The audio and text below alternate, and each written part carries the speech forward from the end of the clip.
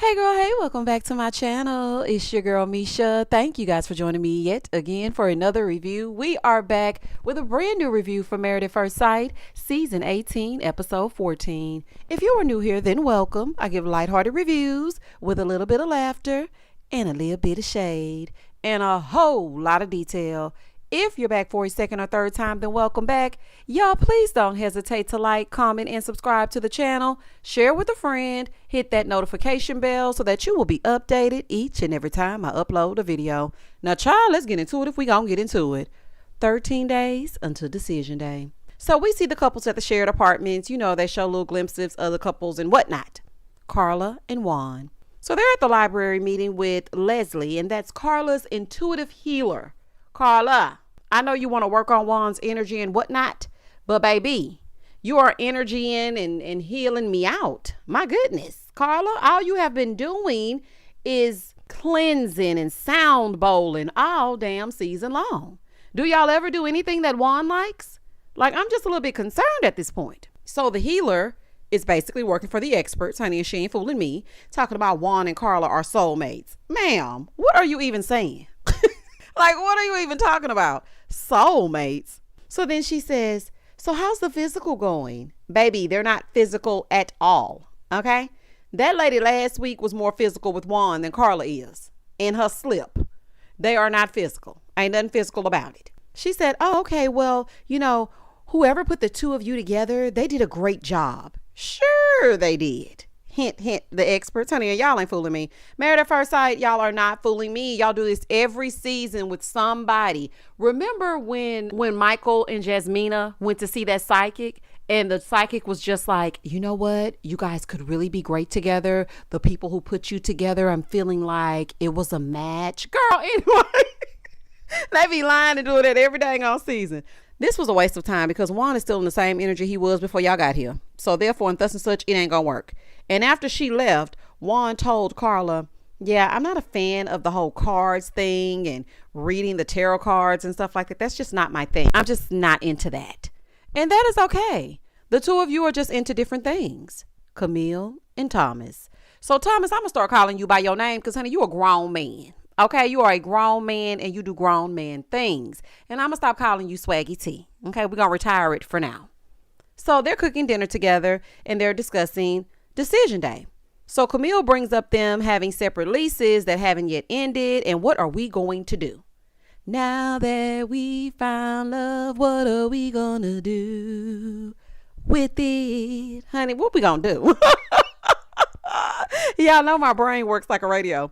So anywho, she wants to know, what are they going to do? Where are they going to live? How they going to live? What they going to do? She wants to know, are we going to live together? Are you going to stay at your own place and I stay at mine? Like, what's going to happen? Now, me, I would just try to buy out of the lease. I really feel like Married at First Sight should have a way for these people to integrate their lives. But I guess they're saying, hey, we foot the bill for the honeymoons, the wedding, and the divorce. So y'all got the rest. But anywho, I would personally buy out of my lease if I wanted to move in with my husband. Now, y'all already know how I feel because I have told y'all several times, honey, the new normal is if anyone shall trick me into a marriage again, which they shall never, I will live at my place and he will live at his, and never the two shall meet, except on the weekends to get it popping. And that's it. And that's all. Now, she doesn't like that she's the only one thinking about after decision day. Girl, stop trying to find a problem with this man. Talk to him about it. Tell him, listen, Thomas, you're going down on a swagometer because now you're not thinking about the future. Are you going to say yes? Because it's making me feel like maybe you're going to say no since you haven't thought about us past this shared apartment. What are we going to do? I need you to lead us. Talk to him. And stop always just coming with the problems in the confessional, girl. You're getting on my nervous system, girl. Don't piss me off. Emem and Ikechi. So she's meeting with Dr. Pia and she's the only one that's there. So then Dr. Pia is like, well, where's Ikechi? Girl, we don't know. And we don't care. We don't give a damn. Dr. Pia wants to know where he is and where they are with communication and commitment. She says there's no commitment and there's no communication. I have not talked to this man. He went on his trip. He went down to the homecoming and I haven't seen him since. Child, then he came in dressed in uniform, honey, because y'all know he don't never change his clothes. And he didn't even speak. He sits down. Now, he speaks to Dr. Pia before he says anything to his own damn wife. So Dr. Pia had to ask him to speak. She said, are you going to speak to your wife? Ugh. Oh my gosh. He is so childish and aggravating. I do not know how they can stomach him. I really do not. You deserve so much more, honey. You deserve so much better. At least someone with more than 2 pair of jeans and a damn jean jacket and a duffel bag. You at least deserve more than that. So he sat down and he's acting like she was a total stranger. So he says, okay, yeah, I'm gonna speak to her. Hey, how are you? Sir, do you know that you were out of town? See, this is the thing that pisses me off about him. I don't like people who flip-flop their attitudes whichever way the wind blows. Before you left and y'all were playing your game of Go Fish, you said, yeah, I'm going to be down there and I'm going to be in communication with you. She didn't bother you once. She didn't call you not one time. She didn't text you. She didn't bother you. She didn't do any of those things, which is what you said you wanted. Then you come back and had not spoken to her. And now you have an attitude like she did something to you yet again. What is wrong with you? What is wrong with you? Why don't y'all just pull the plug already? Because this don't even make no damn sense. It really does not. Dr. Pia is sitting here trying to pull teeth, asking about the situation. Why? She's wondering why he didn't communicate. Then he starts saying, well, I didn't call her because I went to get solitude and safety. Safety from whom exactly? Who are you getting safety from? So Dr. Pia wants to know if Emem knew that he went to get safety and solitude. And of course she did not. She said, no, this is my first time hearing anything about that. She said, listen, he doesn't communicate with me. And then he said, well, I don't communicate with her because things are often misconstrued. Sir, nothing is misconstrued because you don't even answer questions. When she asks you questions, you don't say anything. So I'm trying to figure out what exactly is she going off of that she would misconstrue. You literally grasp for straws anytime you are challenged at all with any question, and it's quite annoying. It really is. Emem said, well, I felt like I had to diffuse the situation, and that's why, baby, there's no need for you to even explain anything. I didn't call him. I didn't communicate with him because he don't want me to. Any other questions? And Dr. Pia, please stop sitting here with your ponytail trying to make this man talk to me. He don't like me and I don't like him. And what else is going on?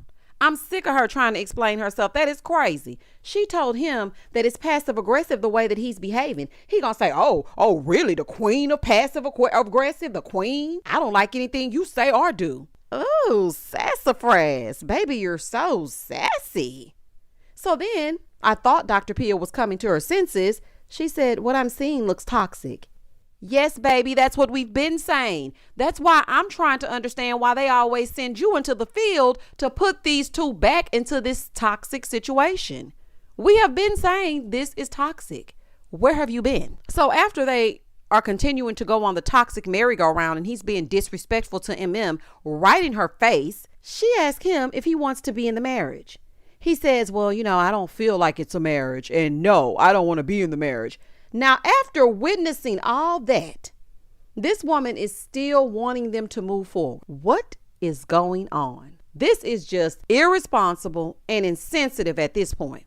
So he finally says, no, I have no want or desire. And poor Emem, she just gets up and she leaves. Here go Dr. Pia. She gonna have enough nerve to say, oh, where are we going? To hell if we don't pray. But right now she going to the restroom to gather her wig because she had to sit here next to him and listen to his foolishness because you cannot read the room. Let her go. If she want to dip, then she should dip. And when she dip, you dip, he dip. Everybody get the hell out. Moving forward. Child, they done piss me off. Baby, they done piss me off. Oh my goodness, honey. She's getting up to excuse herself from his mental and emotional abuse. Why is that even a question? Please don't even cry about this stranger, Emem. He's trashy. Okay, he's a trash human being. Don't even worry about him. Dr. Pia is out there questioning why he thinks she ran off. He knows exactly why she ran off, and this was his desired result. We don't even need to ask him no questions. We really don't. He's talking about, well, I feel like it's because it's not what either one of us envisioned. It doesn't feel good. I'm not happy. You're always talking about what's wrong with you and how you feel. You. What about what Emem feels? I have never seen someone have to always go into solitude to gain their composure after interacting with someone that they were matched with. You are an energy vulture. You just suck the energy out of any room. You did it twice this episode. Then this lady is still trying to get him to stay married to her. Why are you doing this, Dr. Pia? This is getting ridiculous. Talking about, well, if you want to change it, then you can. Like, do you want to? No, he doesn't want to change it. Emem comes back and said that she needed to process it. But then she starts bowing down to him, talking about, well, you know what? I just want to say to you that it was never my intention to make you feel like I want to hurt you. Girl, he should have been saying that to you, not you saying it to him. We do not care about how he feels. We don't, because he doesn't care about how you feel. You need to start being concerned with you. Nobody here is concerned with you. Not Dr. Pia, not Dr. Calvin. We ain't seen Dr. Peppers. We don't even know where she at. And yes, I added an S to her name on purpose, honey. Shout out to Elijah Juan Isaac and his neck tattoo. Yeah, shout out to them. Baby, shout out to them. None of these people care about you. Like, they only care about themselves. Dr. Pia talking about, well, I don't want y'all to give up. I mean, I don't. If there's any good left here, do you see any good here? Huh? Do you see it? Every time you sit down with this man, he's mad at her. What good do you see here? Then Emem says, well, you know, I really want to work on my marriage. Yeah, I want my marriage. Oh, my God. Girl, what is happening? See, this is giving Stockholm syndrome. There is no reason to continue to subject yourself to this foolishness. Is this the nicest looking man that you've ever encountered? Because you can get better. You really can. She's like, yeah, you know, it's really what I want to do. Not what he has to do, but it's what I would like to do. Dr. Pia wants him to put his pride aside, but not to forget the hurt that he's felt, because his feelings and his hurt was real. Ma'am, he has yet to provide concrete evidence of these allegations that he's pit against Emem. I need concrete evidence. How can something that's never been shown be real? Emem has no recollection of even doing anything, and nobody's even listened to her tell them countless times that this all started when he took her hand and laid it upon his junk. Okay? Where's the footage? Y'all got every time Madison Tiffany snuck in and out, but none of these things that Ikechi is talking about? Okay. Now, after all that, Dr. Pia gets up and leaves because, you know, she wants them to see if they can do it.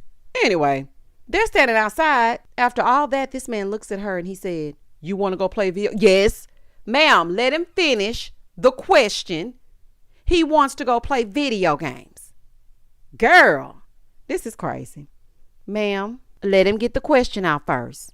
But I want to say this to you. This is sad. Emem, you have really been convinced that you did something wrong to this man, and it's actually sad to watch. They have gaslit you into oblivion, and now you don't know whether you are coming or going. This is crazy. You are making excuses for him in the confessional, saying that he's hurt, but you're never giving up on your marriage. You've never walked out. Girl, you do not get a trophy for participating, friend. Let it go. Let it go. He is not worth a hill of beans. Have you seen you? And you look at him and look back at you. You do not need him. She said, yeah, I'm a married woman until I'm not. Anyway, Madison and Alan. So, baby, she's sneaking in like a teenager past curfew at 3:50 a.m. Now, Alan on the couch waiting up and he's snoring. She is never in that damn house before midnight. Girl, what is wrong with you? 12 days until decision day. So, baby, it's the next morning. She's hopping out the shower giggling because she went to go get her itch scratched while he at home waiting. And why are you always sleeping on that couch? Now, he wanted to know where she was getting tacos at 3 a.m. She said, well, you know, we went to Velvet Taco, but they were taking too long. And like 30 minutes after you texted me. Yeah, see, people who be lying, they start giving too much information. He didn't ask all that. All he said was, where did you go to get tacos at 3 a.m? Velvet Taco. Boom. That's it. But see, you start overly talking because the lie is getting ready to come out. And then you texted me, and then about 30 minutes later, I was like, no, I gotta go. Girl, please. And you know what? David likes to eat tacos all hours of the night as well. Jinkies. I figured it out, y'all. Baby, this is giving a real Scooby-Doo moment. I need Velma and Scrappy-Doo in them. Because, baby, this right here is a fool. Madison is looking like a good for nothing person, and she is not ready to be married. You left the apartment the first night back from the honeymoon, and you have been sneaking in and out ever since. Alan, I do not know what is going on with you, but your self-esteem is in the dumps. Michelle and Emem. So Michelle and Emem, they meet for drinks, and Michelle is telling her that she contacted cousin Denise, who was not covering for David and his ponytail at all. So apparently, David texted Michelle and said that he was going to clear things up, but she thinks that it's just going to be him simply admitting to texting other women. And now she's wondering exactly who it is. She's like, I'm just wrecking my brain trying to figure this stuff out, and I really just want to know who this is. So MM wants to know who she suspects. So then she reveals that she thinks it might be Madison, but she has no proof. And she can't see her going for him, but she can see him going for her because that's his type. And you know what? Really and truly, I think she just wants to have some fun. So she's having some fun with David because according to her, he's not her type, because she says she likes pretty boys, and ain't nothing pretty, he's a boy, but ain't nothing pretty boy about David. So she's doubting herself. But let me tell you something, Michelle, women's intuition is never wrong. Go with the feeling. MM is also the wrong person to discuss this with, because she's sitting there talking about, no, you're spiraling. That's what's going on. You're spiraling. MM, I know everybody has talked you out of everything, but let her go with her gut, because she's exactly right. And the thing is, she wants to prove David isn't who he's pretending to be, and she is spot on, but she's talking her way out of it. So then Michelle tells MM that it's going to be an interesting retreat. So MM starts looking crazy. And she was like, what's going on? Is Ikechi coming? Like, what's happening? So MM's still looking silly. She said, well, girl, he told me to my face that he didn't want the marriage anymore. So Michelle is taken aback. She's like, oh, what? Girl, he did? Here go MM. Girl, he don't mean it. He ain't done, girl. He ain't done with me. He ain't mean it, girl. He just playing, sending mixed signals, flip-flopping again. Because, girl, right after that, he invited me to the arcade to play video games. Denial is a river in Egypt. What are you talking about? It's embarrassing at this point. Girl, we are adults. Listen to me. You need to believe exactly what he said and believe who he is the first time. But he's spoken. He told you who he was and what he wanted, ma'am. He wasn't playing with you. You are excited about going to play Pac-Man? Girl, bye. Let's be so very for real. This is manipulation, and he's playing mind games because he knows that you will not give up. He knows that. So that's why he's doing this. You are officially his friend or his homeboy. What do he call you? His partner, his homie. Yeah, you're officially his homie. Girl, please do not give in to what this man is saying. You are officially his friend, nothing more, nothing less, and he gets off on confusing you. This actually excites him. It's sick, but he is actually getting a kick out of watching you be excited about the little crumbs that he's dropping. And I'm not trying to be mean to you, but I'm just trying to let you know a fool when I see a fool. Moving forward. So then she says, well, I've dated worse. You know, every man has something. Ma'am, we need to know who it was that you dated that was worse. Unless it was Chris from season 12 of Married at First Sight, who could be worse than Ikechi? I just cannot with these two. I really cannot. Emem, girl, you are worthy of better. And just because you've had worse doesn't mean that you have to accept this treatment. Where are your friends? Where is Rafu? Girl, let me tell you something. When this season is over, we are officially friends. Yeah, I'm following up in your DMs and I'm going to send you a friend contract. We friends to the end, because when some stuff go down, I need you to call me and tell me the 411 so I can give you the real. I'm going to give it to you with love. And listen, I'm always going to be there for you. I'm loyal to a fault, but somebody has got to tell you what it really is, because I know that you want the love that you deserve, but saying, well, you know, everybody has their thing about them and I've had worse as an excuse is unacceptable. That is unacceptable. And I really hate that you feel that way about yourself. And I really hate that you think that you need to accept these remnants of nothing. It's really sad, man. It really is. Michelle sitting there looking at her like, girl, are you sure he not done? Baby, this is a mess. Do you hear me? Michelle, you acting like you want to get to the bottom of what's going on with David. Girl, please. If you are pretending like you want to get to the bottom of this for any other reason besides outing David as a trash can, that is laughable. Girl, please stop. Child, let's get to this retreat. Madison and Alan. So they're meeting with Dr. Pia, and she's talking about where they are now. So Madison starts talking about the things that they're going through. She doesn't want to be at home because she just wants to vent to her friends and go out and not have to face Alan. Girl, grow up. You were mad that he said you were a club girl, but yet you're always at the club. I mean, it's giving a hit dog will holler. Because I'm just trying to understand what you're upset about when you're exhibiting said behaviors.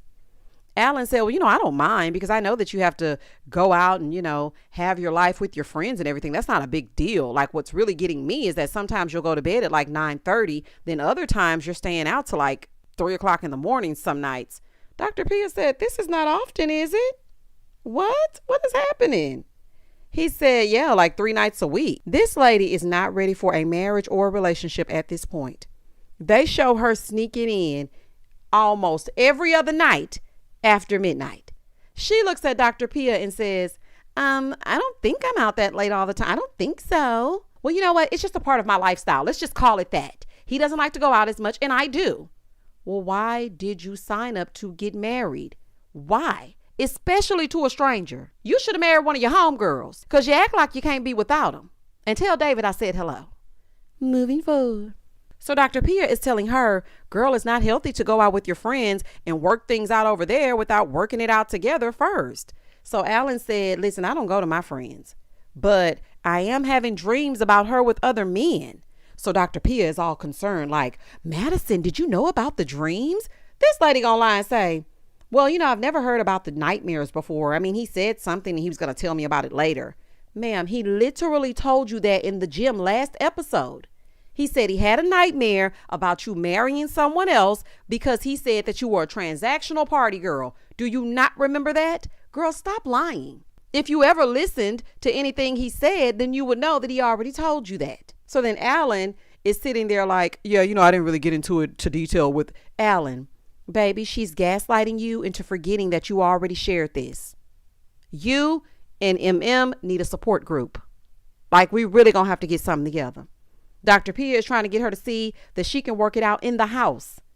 I can't stand Madison because she's playing in everyone's face and she's stringing this man along. And Alan, you need to stand up for your damn self. You need to stand up for yourself.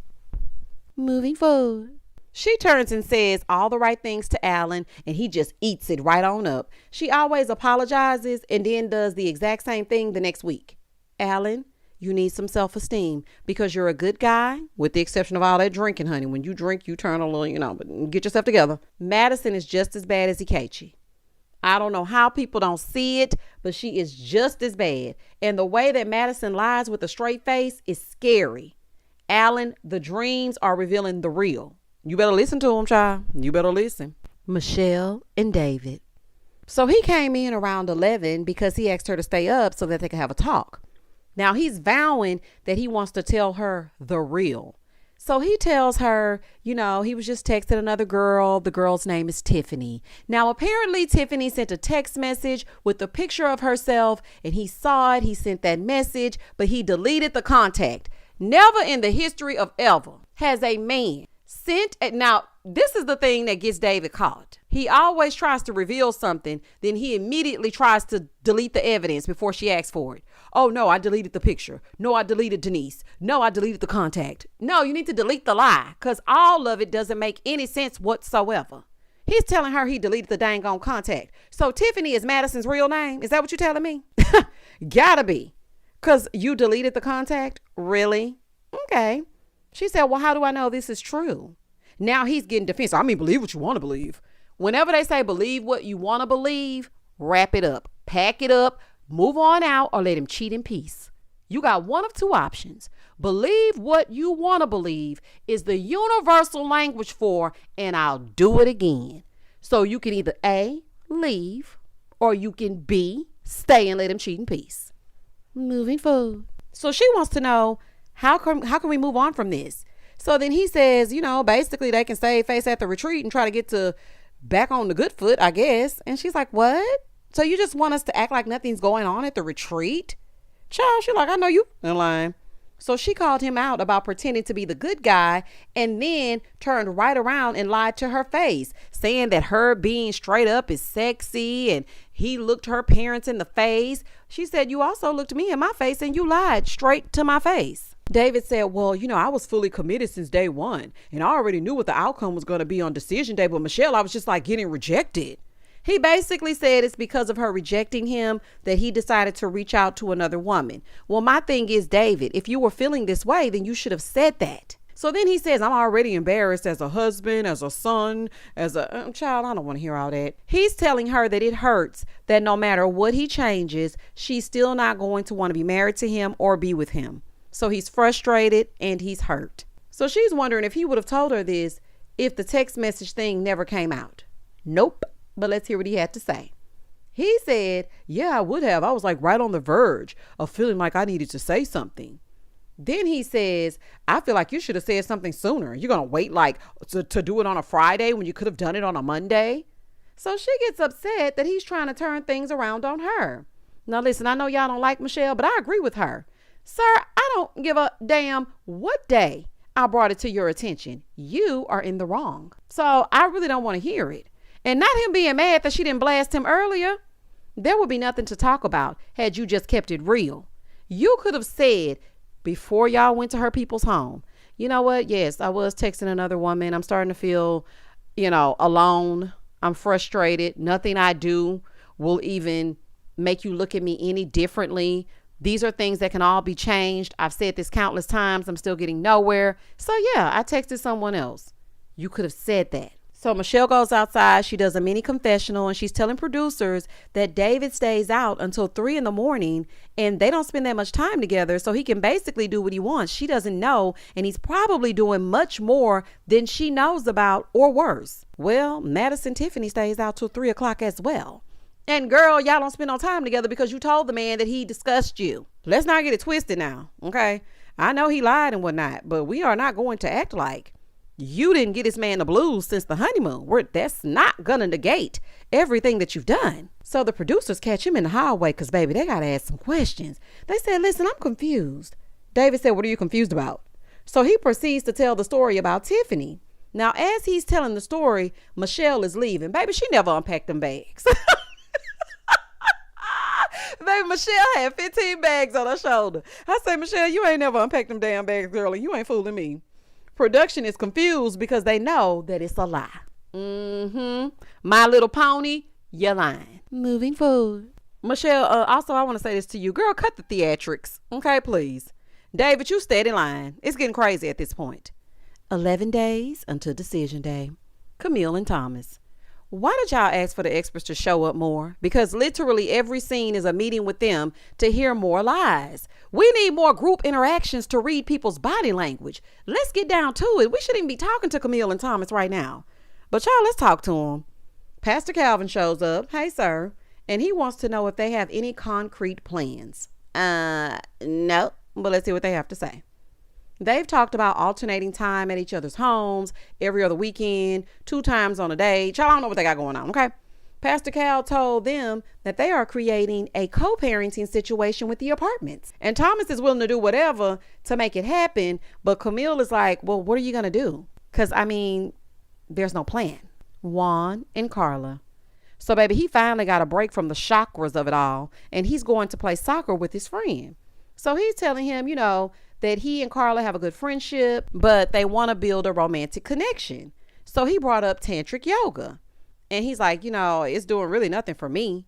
And it's not me. I don't really get down with that kind of stuff. It's too many crystals and sound bowls. And it's just too much energy and incense. It's just all day. It's too much. Okay. It's overwhelming. And I get it because the two of you are just different. Carla may need to find a man who's into those types of things as well. Because Juan is definitely saying no on decision day. She's overwhelming him instead of sprinkling it in every now and again. Like, you don't have to just bombard him with it. But every now and again, say, hey, I want you to come over to my world and see what it is that I like. It's like, as soon as you moved in, girl, the bowls were ringing. It's just too much. Tiffany and Alan, if you know, you know, aka Madison. Baby, not Tiffany and Alan.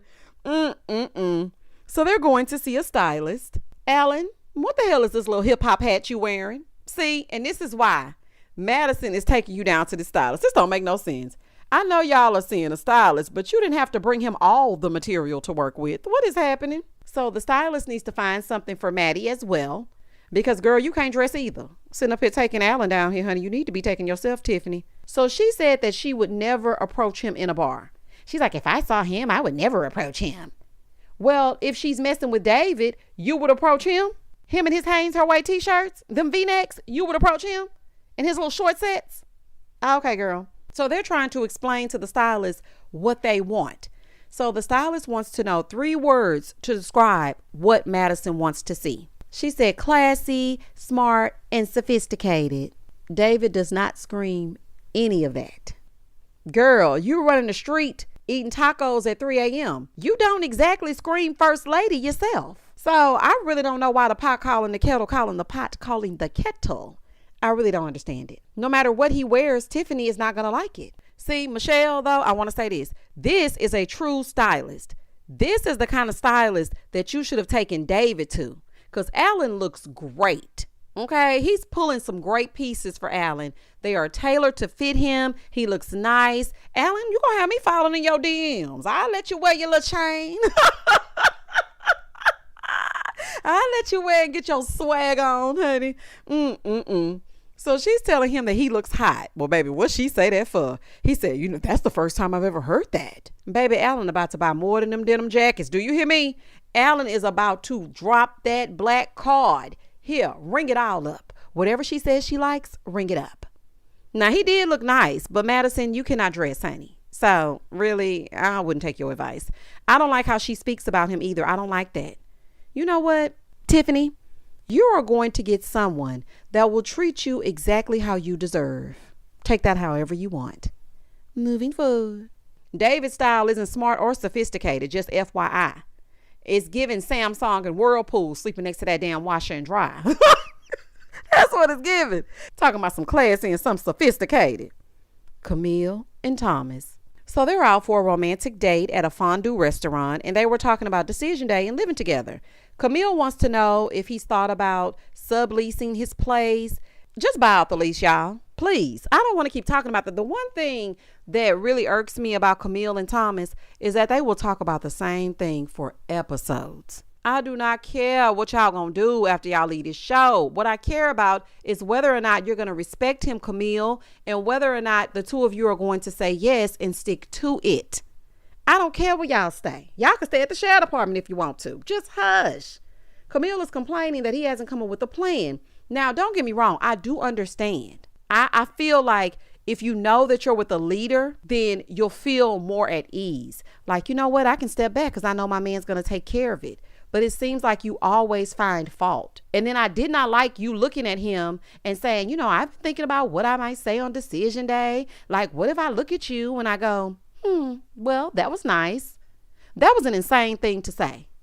It really was. In the next scene, everyone is getting ready for the retreat. Alan is working on his smile, honey, because Madison wants to see him with straight teeth. Y'all, this is hard to watch. It really is. He is doing anything to make this marriage work. Meanwhile, Carla is making sure that she does not forget to pack her crystals because, baby, it's going to be too many energies up and through there. Wancho went in there to shave his face and now he look a fool. Hey, sir. Wancho, what is wrong with you? So, child, we see a little cam with David on it and we find out that he is actually attending the retreat to surprise everyone. But really and truly, it's just so he can see Madison and sneak around and he ain't fooling me. So Michelle and Emem, they're riding together, but just get there already. Okay? Just cut to the chase. Get there already. So in the car on the way there, Emem and Michelle are talking about David. And they're talking about David being mad, but the text saying that he wants to talk, and so Michelle says she's not buying the little Miss Tiffany story. That's just not working. She said that she will not believe anything that he says at this point. Well, then drop it. If you're not believing anything that he says, stop bringing it up. Let it go.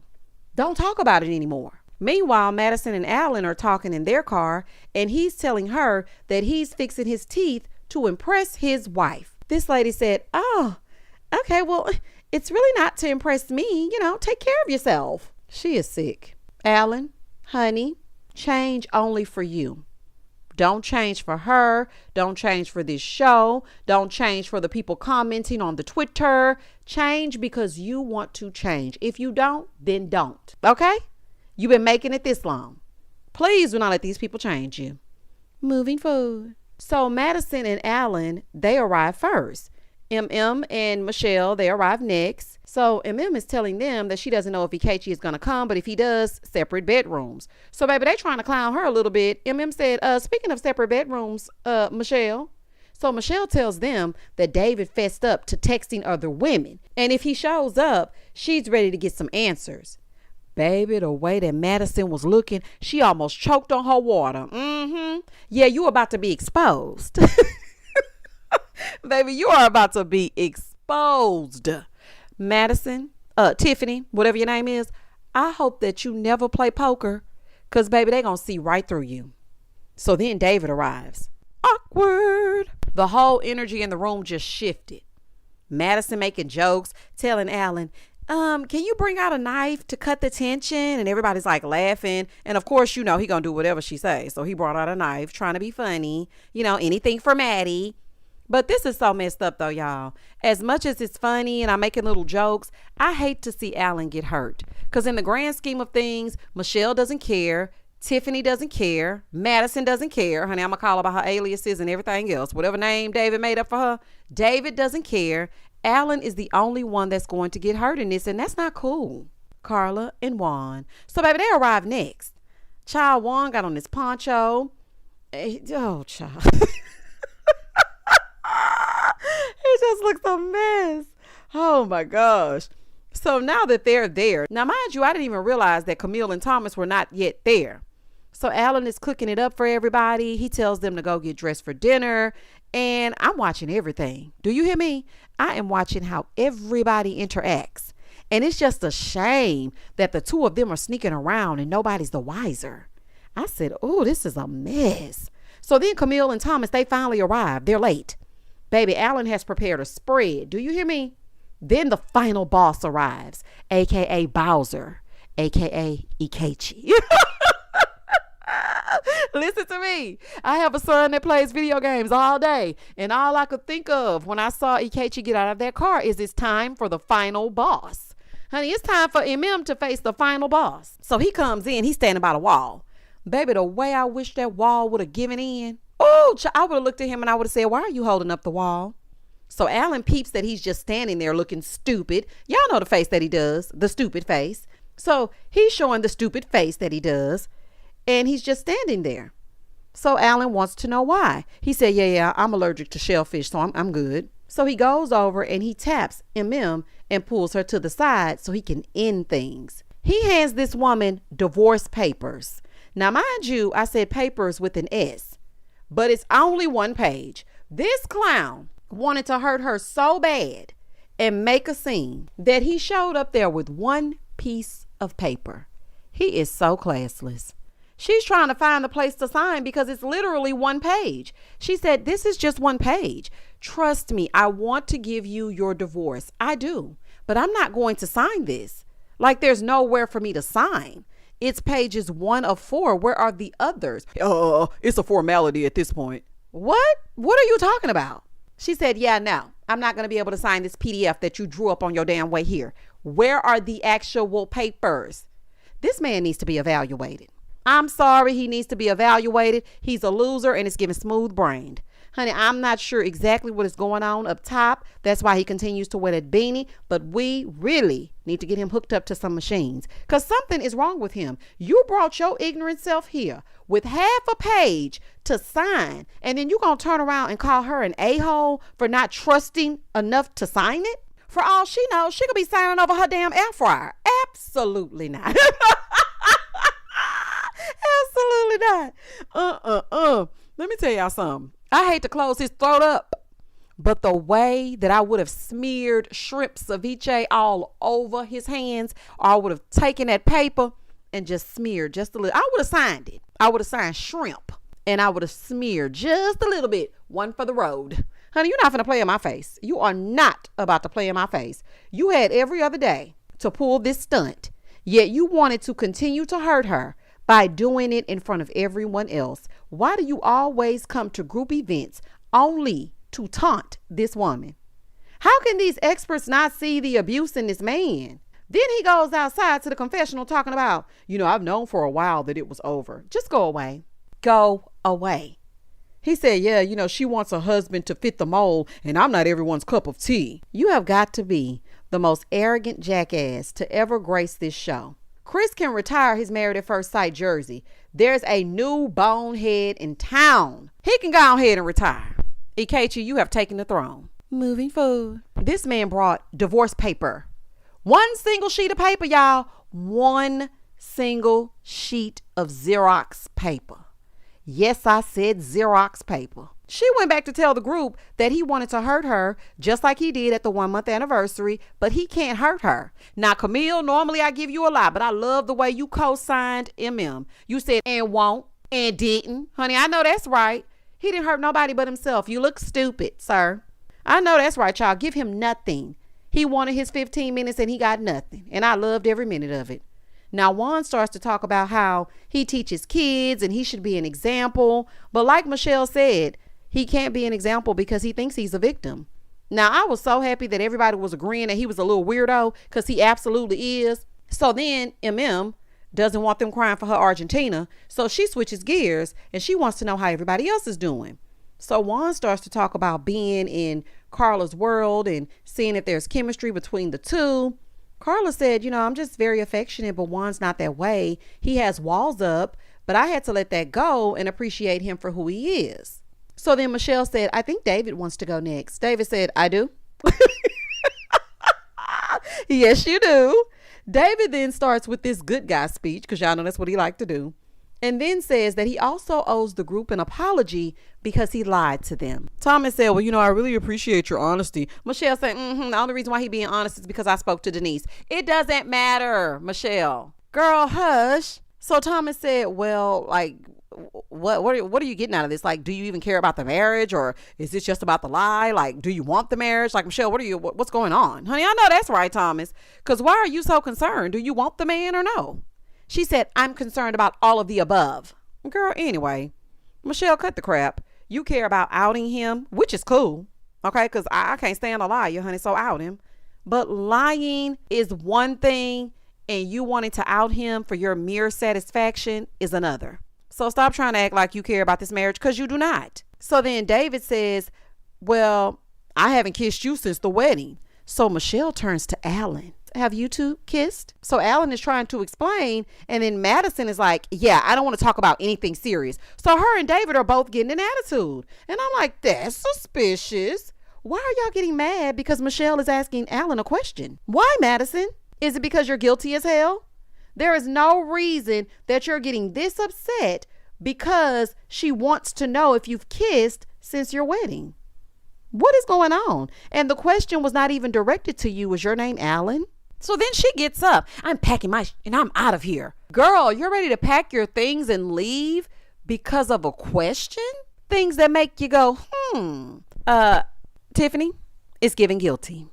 And that was the end of the episode. But listen, the previews for next week. Come on, production. I know y'all are trying to milk a turnip or whatever y'all doing. Please, let's get to it. There is no reason we should have watched Camille and Thomas go to dinner to talk about where they are going to live. We already know that they've talked about it in another scene. We should not have seen Carla and Juan, him shaving his stash. We shouldn't have seen that. We don't give a damn. What is going on with Madison, Tiffany, and David? What is going on with the sister wives? What is happening? That's what we need to get down to. And I see next week, Michelle is going to put a bug in Alan's ear like, hey, does Madison have David's phone number? And baby, I am here for it. Y'all can say whatever y'all want to say about Michelle, honey, but I cannot wait until she gets the party started, because I want Madison to be outed, because it's not cool for you to constantly lie, sneak in and out, and just completely disrespect and disregard Alan's feelings. I am ready for you to be called out. Child, y'all comment down below. Tell me exactly what you thought about this episode. Meet me on Thursday. Let's discuss it. Let's discuss it. Y'all know how we get together on Thursday nights and we talk about the episode. We're going to be live 8 p.m. Central Standard Time on Thursday night. Beat me there, don't meet me there, and I will catch y'all on the flip side. Please don't hesitate to like, comment, and subscribe to the channel. And as always, stay safe, stay blessed, spread love, not germs. Peace.